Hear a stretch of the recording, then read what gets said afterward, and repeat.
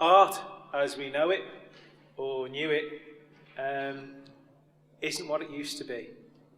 Despite what gallery pamphlets, museum leaflets, glossy coffee table books, and biographies about the heroic lives of artists tell us, art no longer has any possibility of being able to tell us about or inform us about our lives from some separate height of privilege.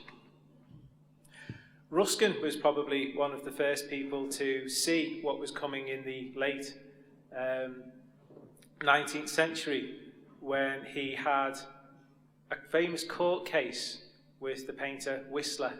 Whistler had painted a set of images of firework displays, nocturnes in black and gold, and Ruskin allegedly accused him of flinging a pot of paint in the face of the public. The court case subsequently launched, in a sense, not only the career of Whistler, but a whole new pathway that art developed. And art for art's sake, something which was much more about the concerns of art as art. And it consigned Ruskin to the dustbin of an anachronistic past.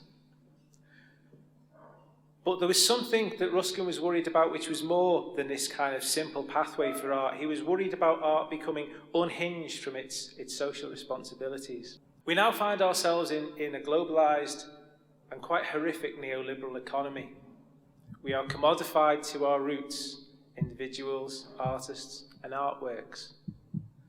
One of the questions that now remains is what position does art have in this kind of society? We eulogize and mythologize that art can still teach us lessons from some great height, but it simply can't. It's now a marketing strategy for a globalized art industry that tells us these things.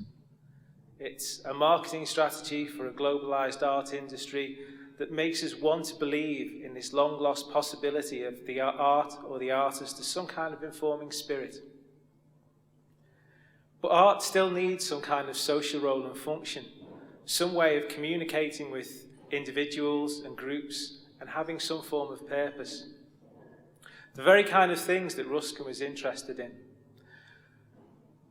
In a sense, it's ironically time to rethink about the possibility of art's autonomy, but in a very different way to the usual configuration of seeing an autonomous art as being separate from us all.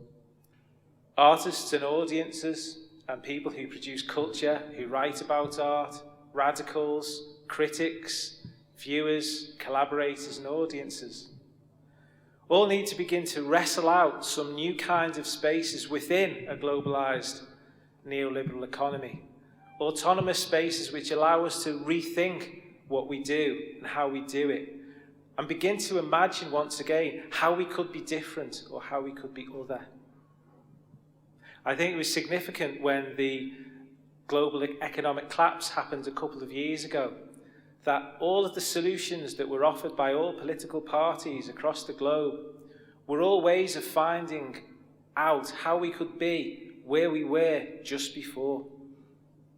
How we could turn the clock back to the halcyon days of 10 minutes ago when everybody was in credit up to their eyeballs.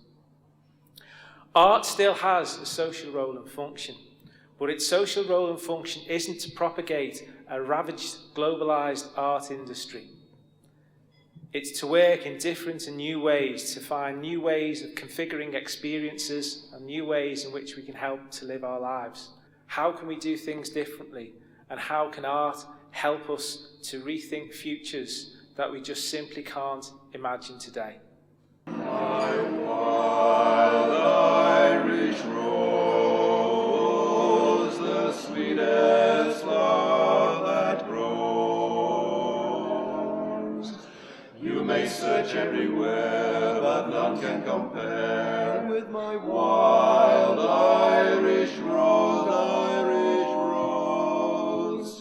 my wild Irish rose, the dearest flower that grows. And someday for my sake she may let me take the bloom from my wild Irish rose.